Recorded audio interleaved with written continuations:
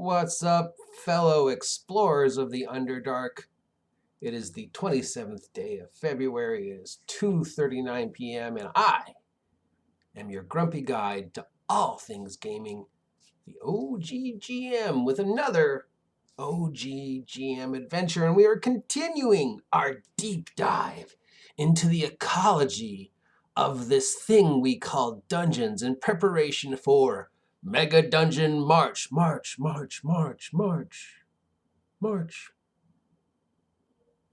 So, where? Location. Palm trees. Who had the audacity to plant palm trees? They'd be in every shot. Stuntman, Peter O'Toole.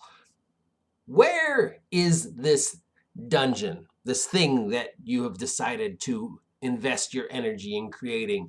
Your evil mastermind has decided that he or she or it is going to build this thing or use something that already exists and redesign it, flip it as they call it nowadays, to fit their idea and their goals, whatever that goal is. We just talked about that in the previous video. But location is very important because where you put this thing comes back and relates to how the world will interact with the thing. You know, the one thing that always sort of confused me about Undermtn is the fact that it's underneath a gigantic major city. But this giant dungeon has very little effect on the upper city. And, very few people who don't really, matter, the average NPC doesn't know that they're walking across the roof of a giant mega dungeon. And everything that goes on in this mega dungeon doesn't really have any effect on the city, and vice versa. But as history and ecology and archaeology has shown us, the location of something is directly influenced by the area around it, and the area around it directly influences the location of something, like rain and caves, or oceans and caves, or erosion, things that happen in the real world. And if this dungeon has been around for a long time, these things might change it. I mean, your cave complex might get regularly flooded if it's in some place where it rains a lot, much like mines have a tendency to get flooded if there's lots of rain. And people who are exploring it will suddenly find themselves trapped by water when the tide comes in, or whatever, like miners have in the past. Earthquakes, erosion, just stuff going on in the so-called real world of your campaign. Where is your dungeon, and how does that affect that? How does that affect what the player characters see when they're exploring through it? Will they see the roots of trees crawling through the roof of the dungeon, slowly tearing it apart? Will they see riverways that have altered the course of the dungeon over time? Will you invest that much energy? Or you're just like, well, dungeons are timeless. It's exactly the same as when he built it 10,000 years ago.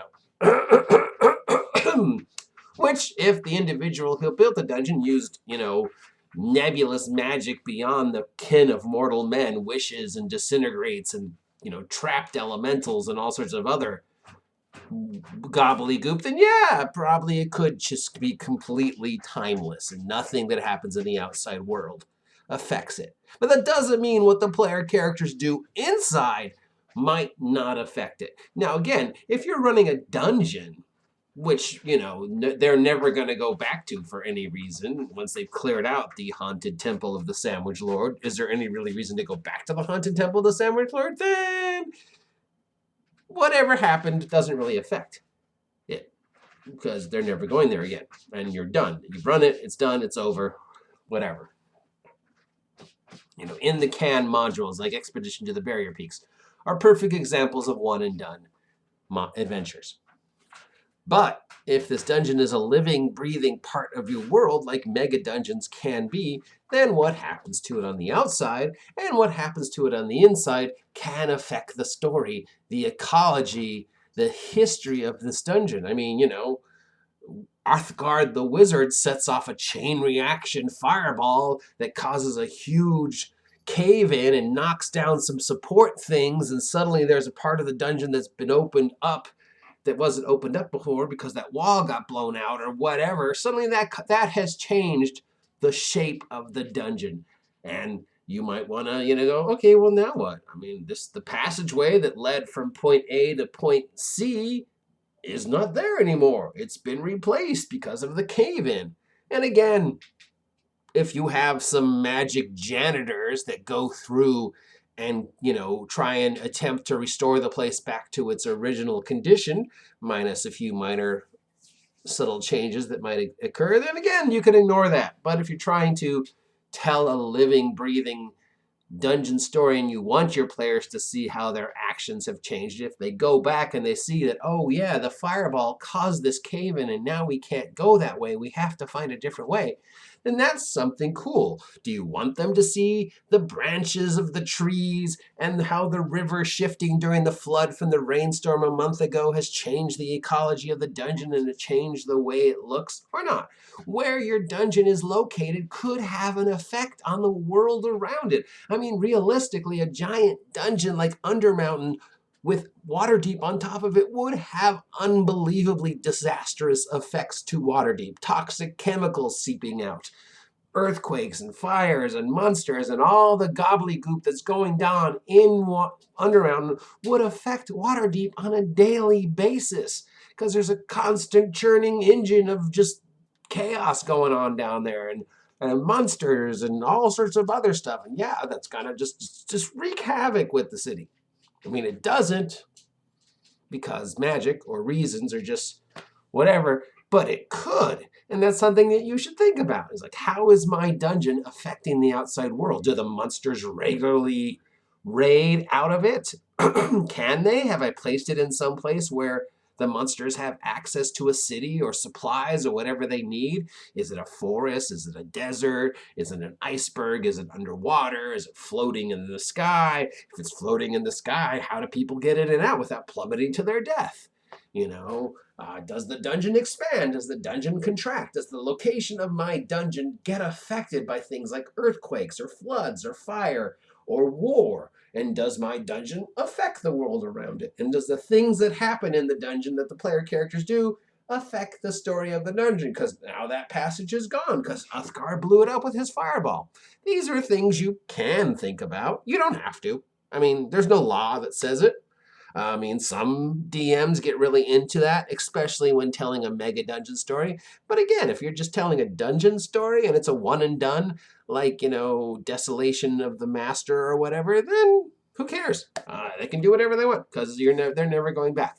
So think about it. Location, location, location. What's true in movies and Hollywood and storytelling is true in dungeon designing. The look of the dungeon, the feel of the dungeon, the location of the dungeon, how the dungeon affects the location and how the location affects the dungeon are all things that could feasibly change the story of the dungeon or help you tell the story of the dungeon. The haunted castle of Count Vampire Mick Bloodsuck Werewolf, hot, stupid, horrible, gothic, disastrous nightmare guy is not going to be as frightening in the candy cane forest surrounded by gumdrop trees as it might be in a spooky, haunted swamp. Just saying. Location, location, location. Where is your dungeon? What effect, if any, is it having on the environment? What effect, if any, is the environment having on it? Do the player characters' actions change the shape of the dungeon, the story of the dungeon, the economy and the ecology of the dungeon? Yes? No? Do you care? Am I just wasting my time? Who knows? Comment down below if you have any ideas of what you'd like to see Mega Dungeon March be about. And until next time, I will talk to you later, losers.